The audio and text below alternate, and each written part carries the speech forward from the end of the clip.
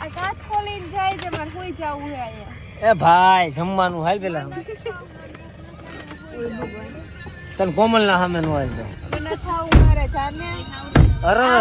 કાચ ખોલ એ કાચ નથી ખુલતા એ તો વાંધો છે